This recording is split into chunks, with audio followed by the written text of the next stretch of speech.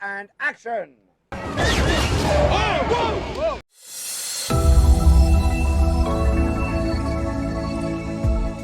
Hi, TJ here, and welcome to the channel with over 100 Star Wars characters interviewed. Some of our biggest include the Emperor, young Anakin, Chewie, 3PO, R2, Boba and Jango Fett, and Lando.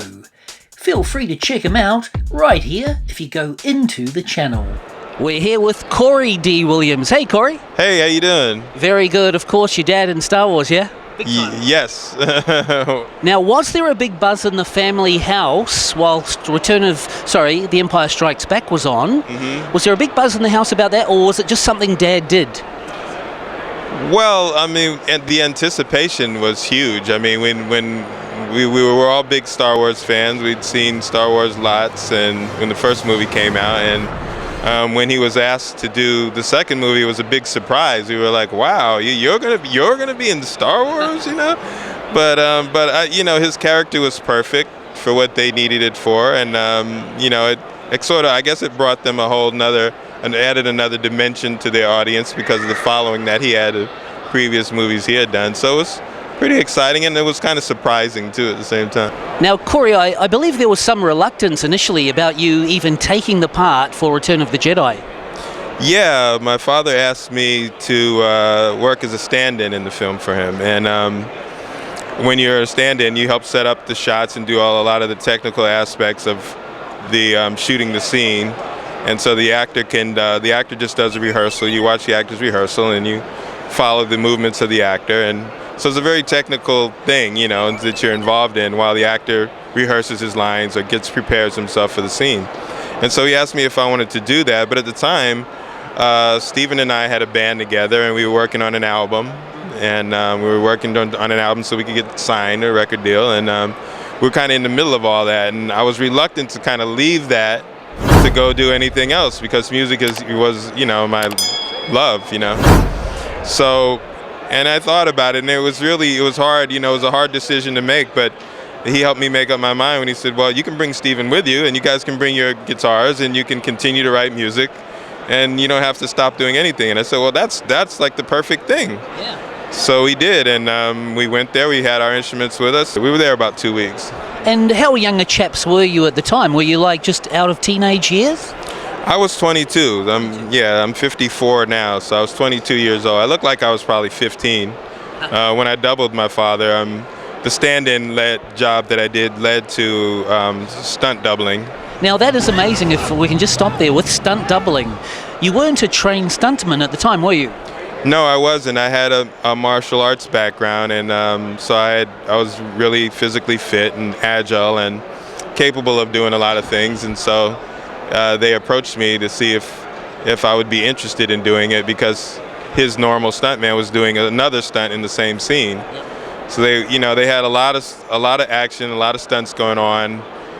So they really needed more people. I mean, you know, because several of the guys had gotten injured during the shoot too. So. And I've interviewed a number of stuntmen, and they've told me about broken legs on the set of the Sarlacc pit, and that you actually tumbled through down into, was it some sort of airbed?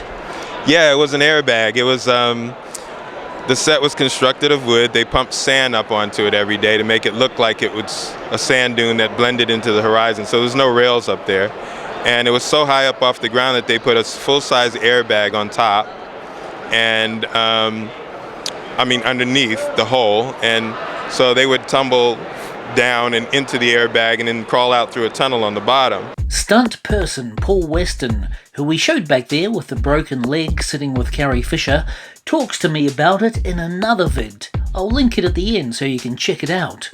Now back to Corey talking about doing Lando's falling off the skiff stunt. I ended up doing the stunt because they didn't want to put my father in an uncomfortable harness, and you know, you're basically, there's two levels of sort of being uncomfortable. One is you're holding your arms up to support your body weight when the shot's going.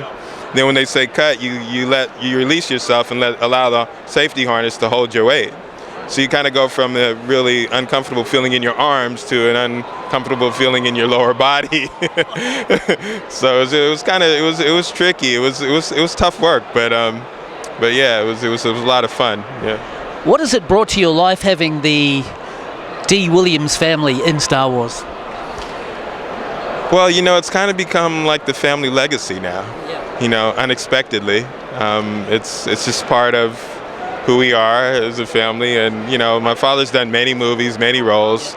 I guess he's most recognized for that one. And that one just, his role as Lando Calrissian just sort of spans generations more than any other role in any other movies he's ever done. So, So Lando stand-in, Lando stunts, and then you actually got another character too. Yeah, Klaatu. That came later. Yeah, they had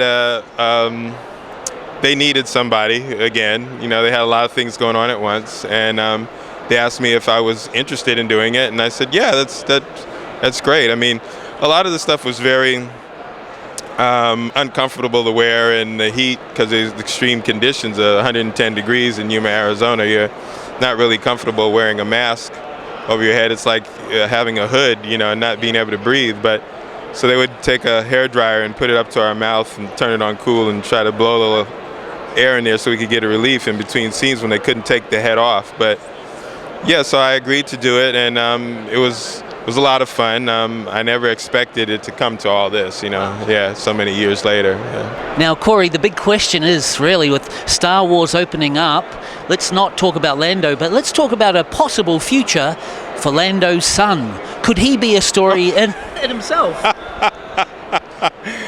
That would probably make a great story. I mean, I don't know what that would take or what it would entail, but yeah, I think it would be a really interesting story. We joke about it all the time. Like I always joke with my friends and say, what if Lando Calrissian had a son who you thought was good, but really was more toward the dark side than he was toward the good side of the Force?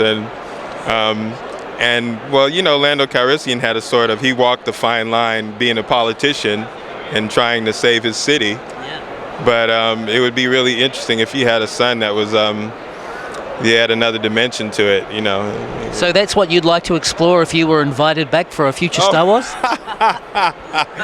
I don't know. I you never know what happens, but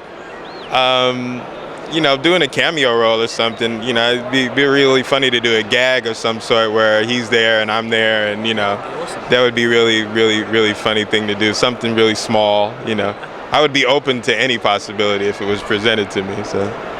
Well, Corey Dee Williams, let's hope it happens. Thank you so much for talking to us. Thank you. All right. Corey's friend, Stephen Costantino, played a Gamorrean guard. We also have him interviewed and over 100 other Star Wars cast and crew. Check out more vids and even consider subscribing. Enjoy the channel. Catch you soon.